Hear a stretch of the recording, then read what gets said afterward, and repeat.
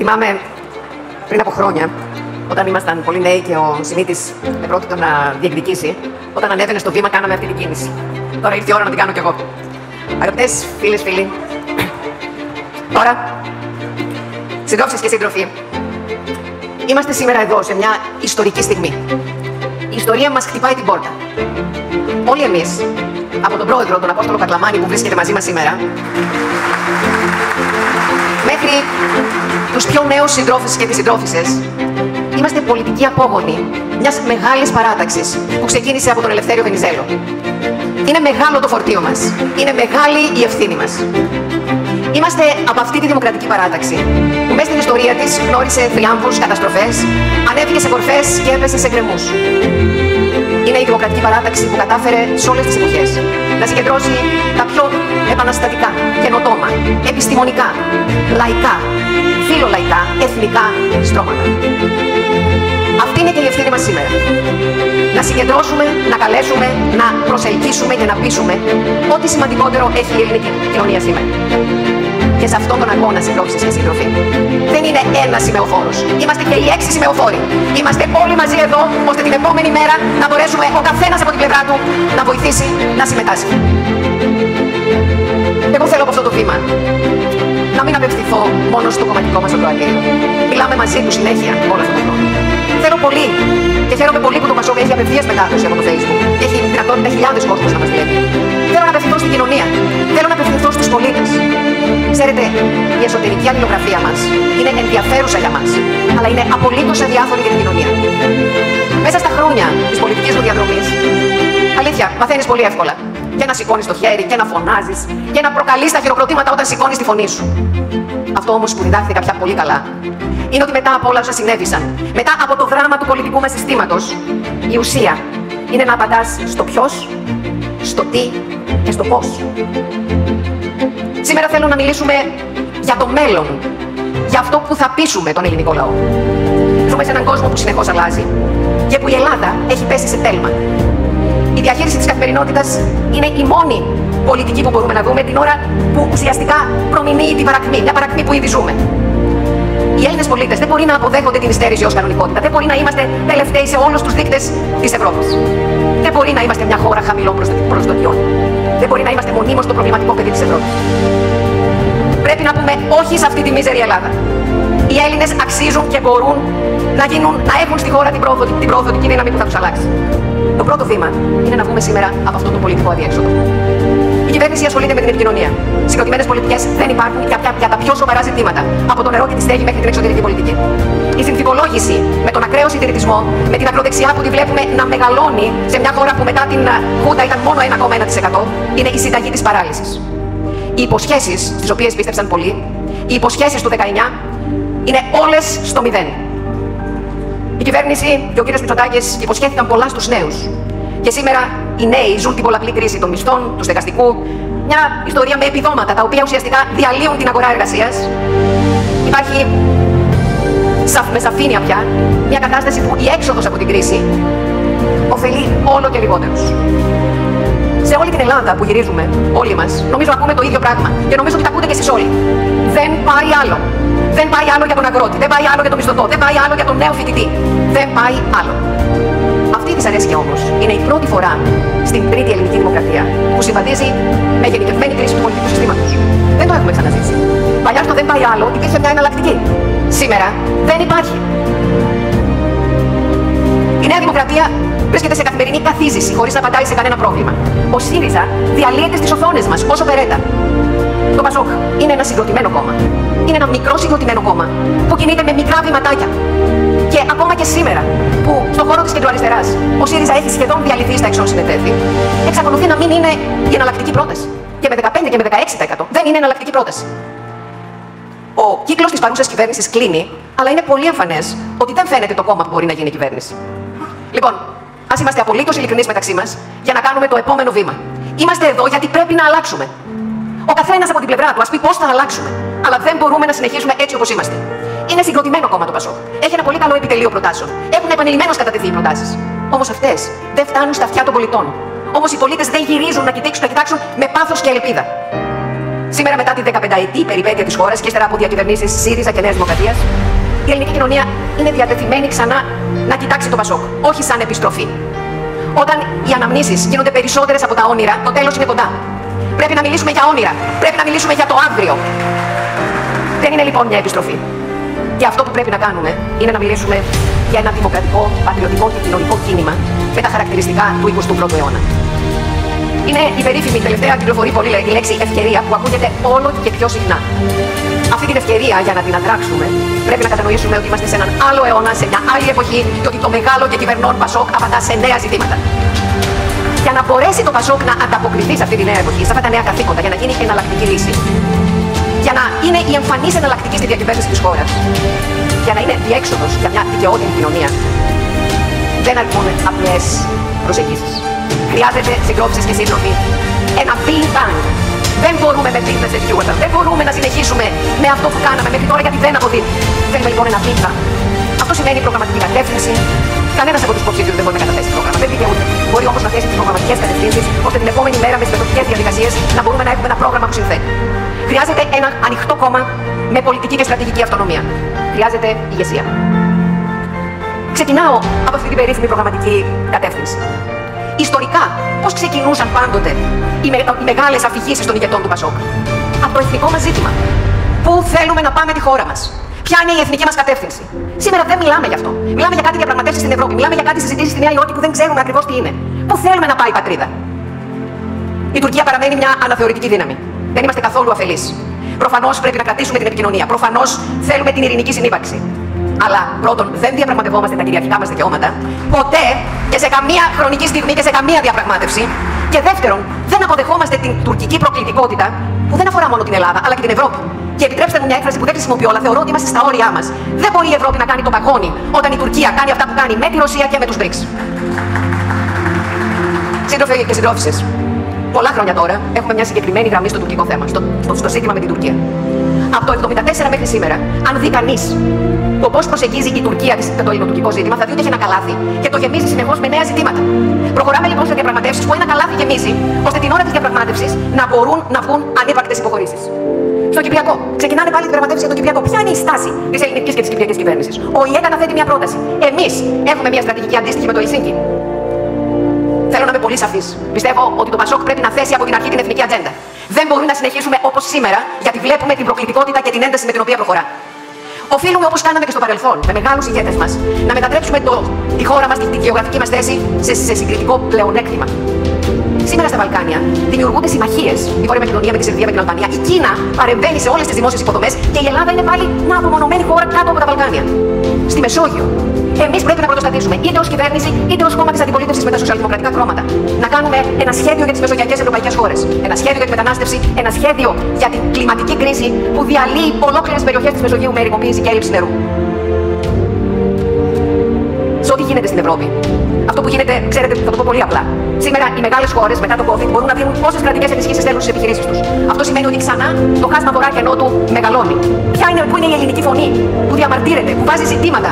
Γιατί επιτρέπονται οι κρατικές ενισχύσεις με τον τρόπο αυτό που είχαν απαγορευτεί εδώ και δεκαετίες?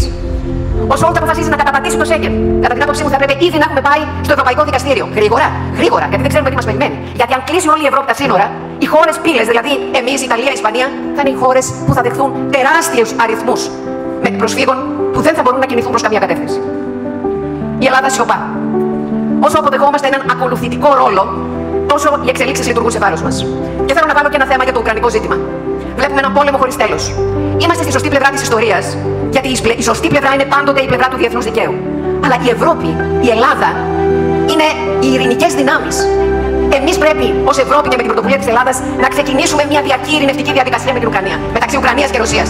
Δεν μπορούμε συνεχώς να βλέπουμε έναν πόλεμο που δεν τελειώνει και να μην κάνει τίποτα ούτε η Ευρώπη ούτε η Ελλάδα. Γίνεται να φέρουμε την Ελλάδα στο κέντρο των εξελίξεων? Ναι, γίνεται. Μεγαλώνουμε το Πασόκ, δυναμώνουμε την Ελλάδα. Αγαπητές συντρόφισσες και σύντροφοι, θέλω να πω δύο λόγια για το πολιτικό μας σύστημα. 50 χρόνια δημοκρατία. Δεν μπορούμε να είμαστε περήφανοι για το πολιτικό μας σύστημα. Αντέξαμε ως δημοκρατία μεγάλες κρίσεις. Όμως τα προβλήματα είναι παντού.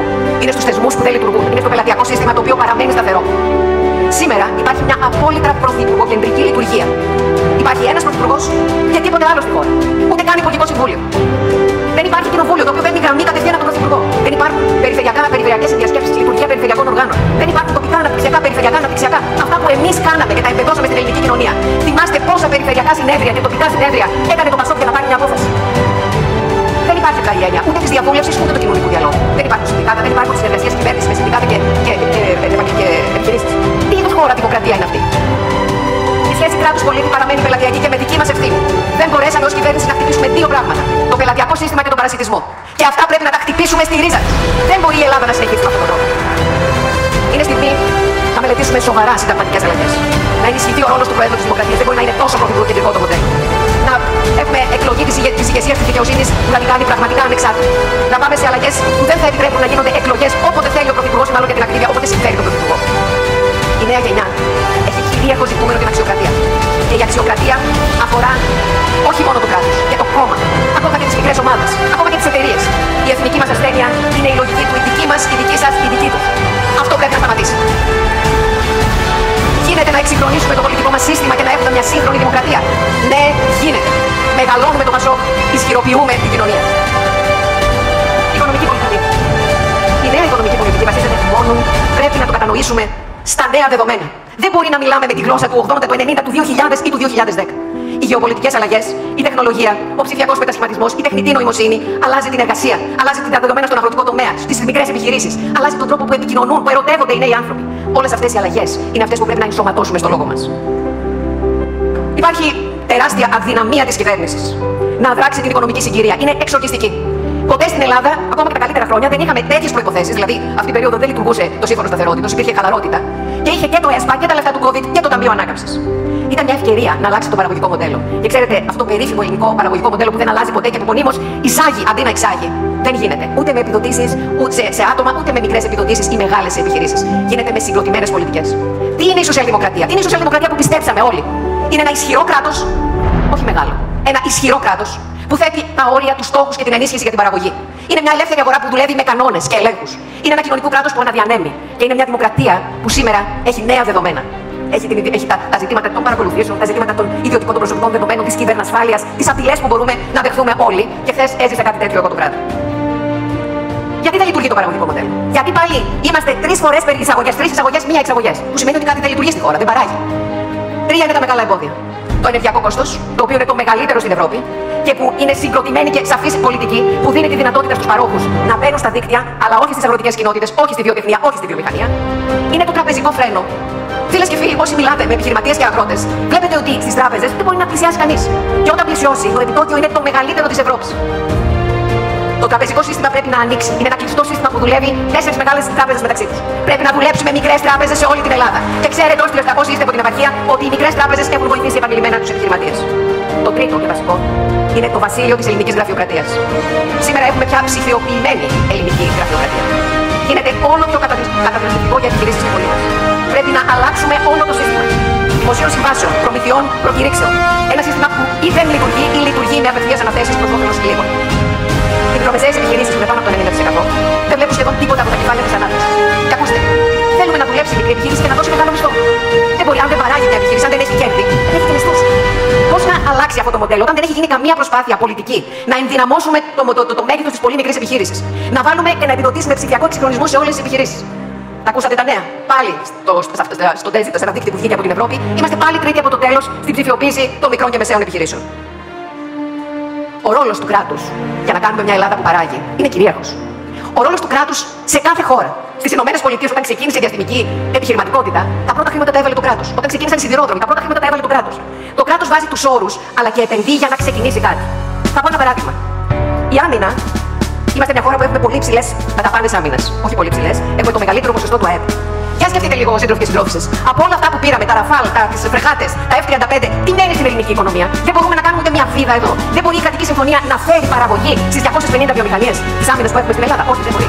Δεν το κάνει η κυβέρνηση. Δεν είναι μέσα στην πολιτική να υπάρξει σε κάθε κρατική προμήθεια παραγωγή στη χώρα. Τα λεωφορεία, τα εκατοντάδες λεωφορεία. Πώς τα αγοράζουμε τα λεωφορεία? Σαν να είναι φουστάνια, δεν πρέπει κάτι να παράγεται στη χώρα. Έχουμε λοιπόν ένα μεγάλο σχέδιο για να αναπτυχθεί η εγχώρια παραγωγή και ταυτόχρονα η εγχώρια τεχνολογία που θα φέρει τους νέους πίσω. Γίνεται αυτή η Ελλάδα σε αυτή την Ευρώπη να παράγει? Ναι, γίνεται. Μισό εκατομμύριο νέοι έχουν φύγει. Με πολλά προσφέρματα. Έχουν φύγει για τα πέρατα του κόσμου. Όπου πάμε στην Ελλάδα, ακούμε το ίδιο. Φέρτε τα παιδιά μας πίσω. Η επιστροφή είναι το κλειδί για το κρίσιμα παιδεία. Το πρώτο θα πίσω ανθρώπινο δυναμικό με τρομερές δεξιότητες που μας χρειάζονται. Και το δεύτερο είναι το δημογραφικό. Που δεν είναι πρόκληση. Το δημογραφικό είναι μια μεγάλη απειλή για το έθνος. Και αυτό το δημογραφικό πρέπει να το βάλουμε στην προτεραιότητα της εθνικής μας επιβίωσης και προοπτικής. Για να επιτρέψουν οι νέοι μας, χρειάζονται δημιουργία νέων θέσεων εργασίας σύμφωνα με τις παραπάνω προτεραιότητες. Υψηλή τεχνολογία, συγκεκριμένη παραγωγή, υψηλή μισθή. Αύξηση της συμμετοχής των γυναικών στην αγορά εργασίας. Μετά από 40 χρόνια στην Ευρώπη, είμαστε πολύ κάτω από το μέσον όρο στη συμμετοχή των γυναικών. Αγαπητές συντρόφισσες, έχουμε μια ευθύνη μεγάλη για το θέμα της συμμετοχής των γυναικών στην αγορά εργασίας. Και σύντροφοι βέβαια, αλλά το πάμε αυτό μας. Το τρίτο είναι μια σχεδιασμένη, επιλεκτική και χωρίς εγκυρώσεις μεταναστευτική πολιτική.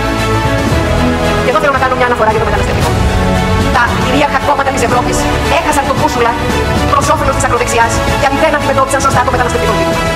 Το μεταναστευτικό ζήτημα από το 2015 και μετά πήρε πολύ διαφορετικά χαρακτηριστικά.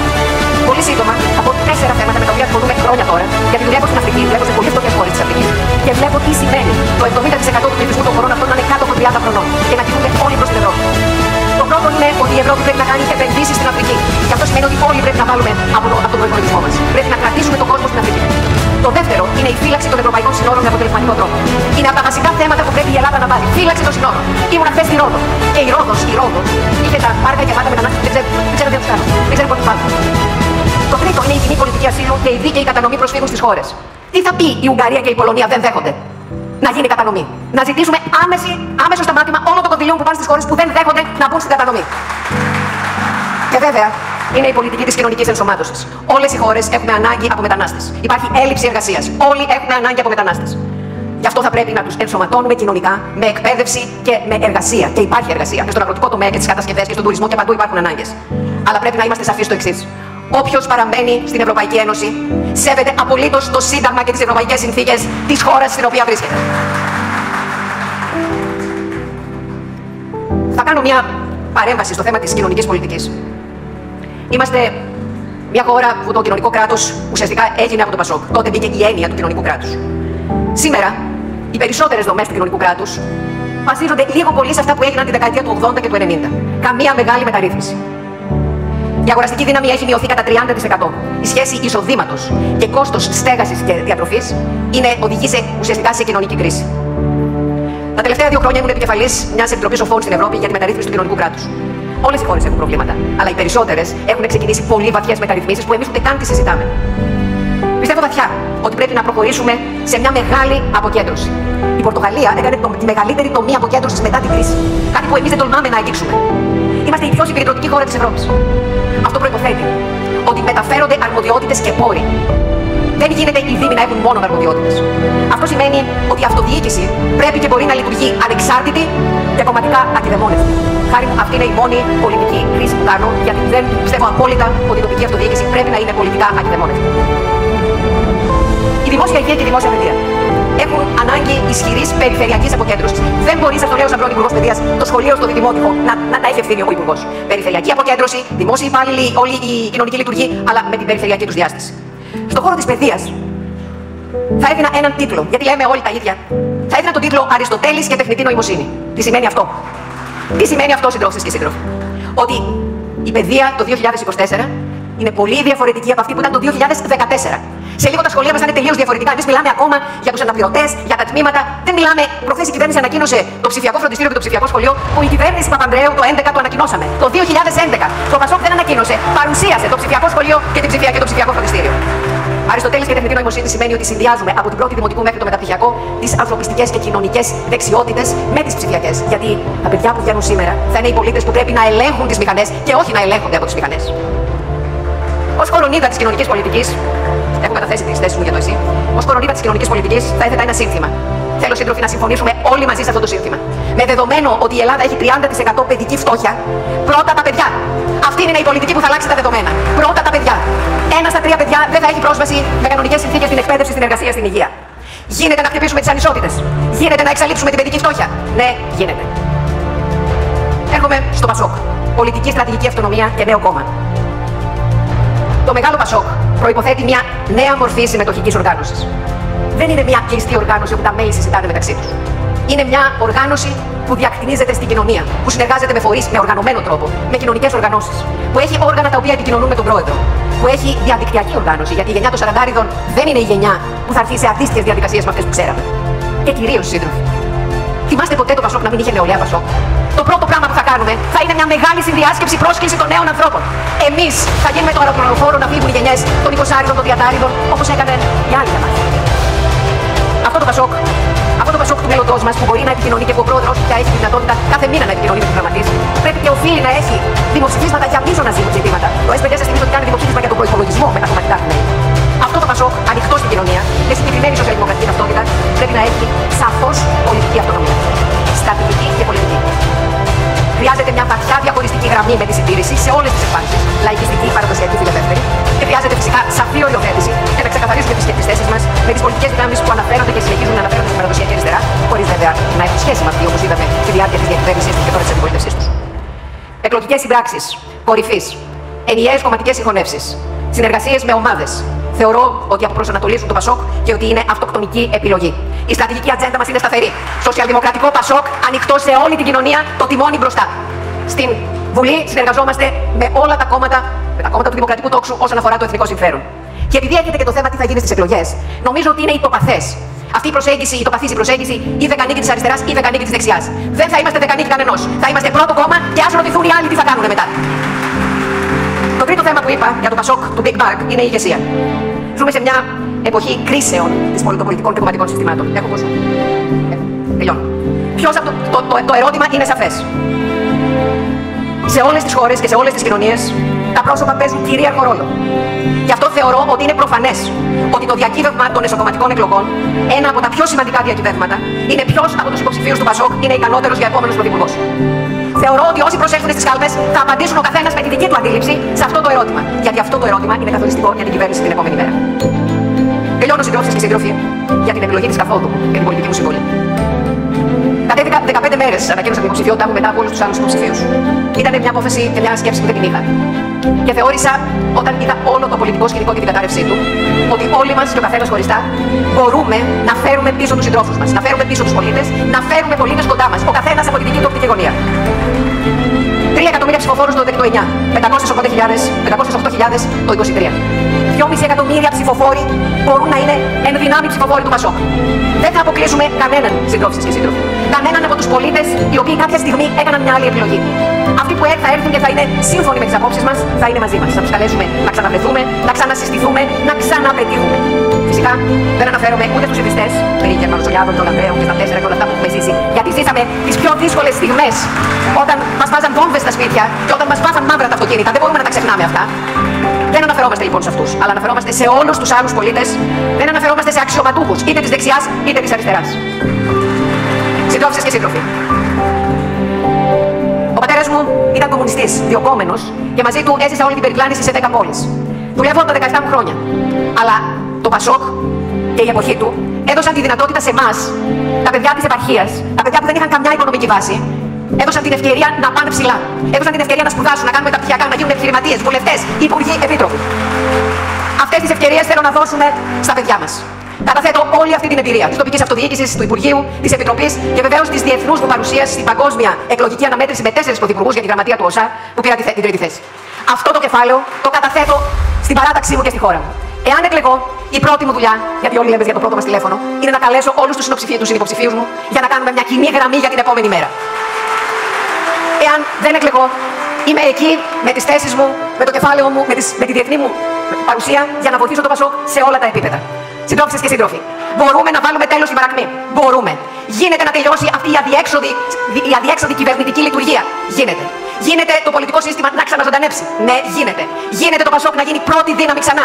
Ναι, γίνεται. Όλοι μαζί θα το πετύχουμε.